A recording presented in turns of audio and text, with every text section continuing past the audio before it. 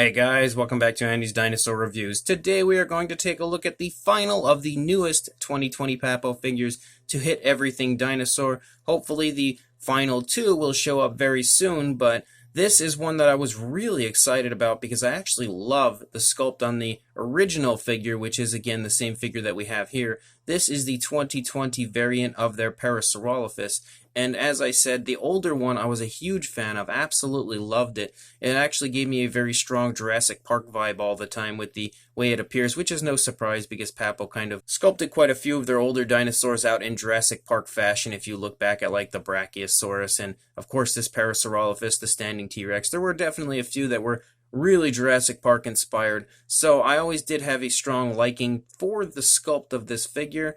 But again, the fact that it's a Parasaurolophus, it's a Hadrosaur is awesome. We don't get very many Hadrosaur figures. So when they had unveiled to us that they were going to be releasing a repaint, I was actually really excited for it because overall it's a beautiful looking color scheme that they've come up with for the figure, and I was definitely happy to add a new variant to my collection of this species. So let's go ahead and get a closer look at it right now. So we have actually reviewed the Parasaurolophus from Papo before, so we don't really need to go over too much as far as the sculpt goes, but what we are here to look at is the new paint scheme, and that's what we're really interested in, again, as we've reviewed the sculpt before. So let's go ahead and take a look at exactly what is new with the figure as far as this paint scheme. You could see a ton of different paint variation up here on the head sculpt of this Parasaurolophus. That looks extremely nice. You can see a really nice kind of variation of a few different browns within the face, which the face appears to be like a grayish coloration, and then they've given it a nice kind of dry brushing in a few certain areas with a little bit of a brownish coloration,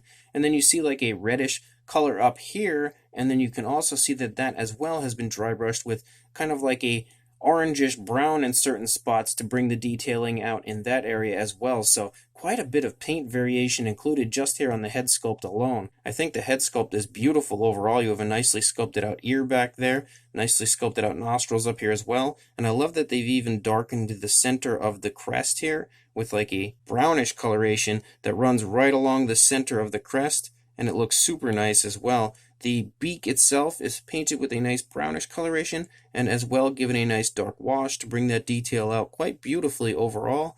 You can see the inside of the mouth, but not too much because it's not really open very wide, but you can at least get a sense of the fact that the tongue is painted in there, just you can't really see it too well. But the eye is painted really nicely. There is no sloppiness to it at all, and you can also see that there's a nice gloss coat to the eye. You can also see that the eye is painted with a blackish coloration around it, kind of borders around the eye, and then stripes back up here onto the head, and then the head has a really beautiful striping effect that runs out the length of the crest, and I think that looks super nice, the way they've painted all of the areas of the head. Very beautifully done. Again, the eye over here is very nicely painted, so there's no real sloppiness straight away, especially in the head area of our Parasaurolophus. As we move down into the body, you can see that that reddish coloration continues and runs down the top of the back to about here, and then it kind of tapers off. I really do like that look as well, with the way the red kind of plays off of the rest of the coloration here, but runs down, just giving the head sculpt here area a really flashy look, but really nicely using very natural tones, I think. And then you also have a striping effect that runs down the neck. As we get down here into the body, you can see that it transitions to the grayish coloration that we saw up on the face, but that now becomes the primary coloration of the stomach region up here onto the back, the underside and everything. There is just a lot of that gray going around here, and I think it looks really nice as well. You can also see quite a few different variations of color kind of included, like areas have been just dry brushed over, and you can also see a few browns kind of spotting through. That striping continues with that nice black striping, runs down the back as well and throughout the stomach region.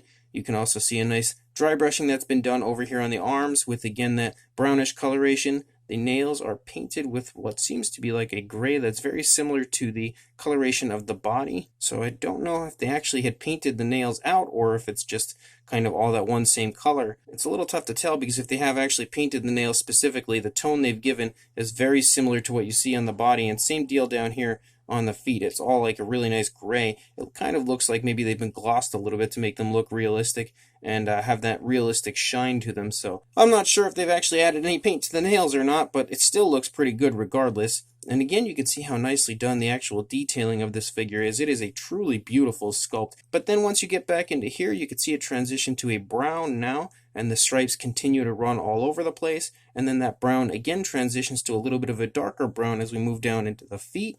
And the feet are also painted really beautifully.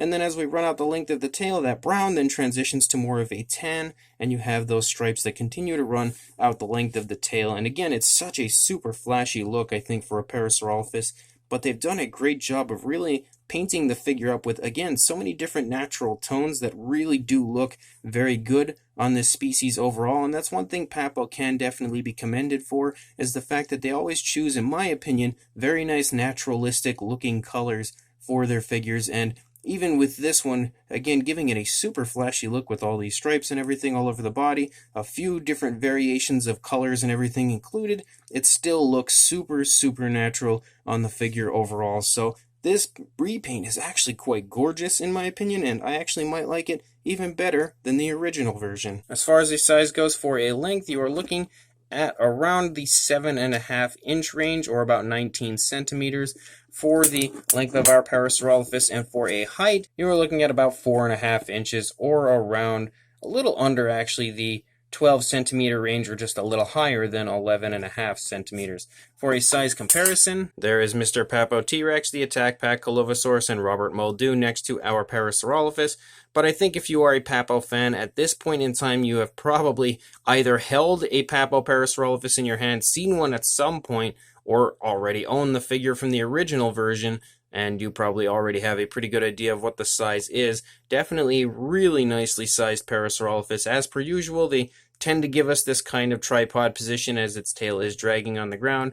I would love for Papo to go back and kind of give us a new variant of the figure. They should have resculpted this a little bit to have it maybe on all fours or something, giving it a really nice and more natural look as far as what I like to see on a Parasaurolophus. But I will take this one, this repaint just kind of redone as far as the paintwork goes, and no resculpting, but hopefully at some point Papo will give us kind of a resculpted variant as well. But next to these figures, you should have a pretty good idea that this Parasaurolophus does sport some pretty darn nice size. So this Papo 2020 Parasaurolophus is another absolutely awesome figure, and this is something that I tend to say a lot whenever we get Papo releases, because they really do a fantastic job as far as I'm concerned each and every time they release a figure. There are very, very few times in my life that I've purchased a Papo figure and I looked at it and thought, wow, that's not very good. It doesn't happen much, if at all, as far as what I like on my Papo figures. This Parasaurolophus, I can definitely say the paint job is beautiful, absolutely fantastic in every possible way.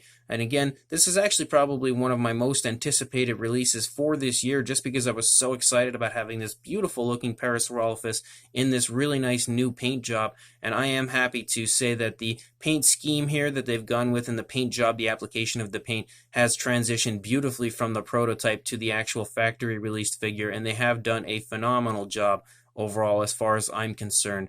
So the sculpt we know is awesome. We've seen it for years at this point. A really nice Parasaurolophus sculpt, again having somewhat of a Jurassic Park type of a look if you ask me. But the new paint scheme they've gone with as well is awesome and really nicely done overall. So Papo should definitely be commended again for having 3 for 3 so far this year as far as really nice figures. Although we did only get 3 new sculpts, which is definitely a downside, as we tend to get more repaints than we used to. It seems we have also a Velociraptor repaint, which I am actually quite psyched about that, because it has more of a female type of a look as opposed to the male that we've had previously. So I am psyched about getting that one and this repaint as well, but I would like to see more new sculpts created by Papo in the future, as opposed to kind of a lot of repaints. But again, still taking that into consideration, I am super happy with this figure and the overall appearance of it. It has turned out awesome. So great job on the part of Papo with this new Parasaurolophus. If you would like to pick one up, I will include a link in the description to everythingdinosaur.com where I picked mine up.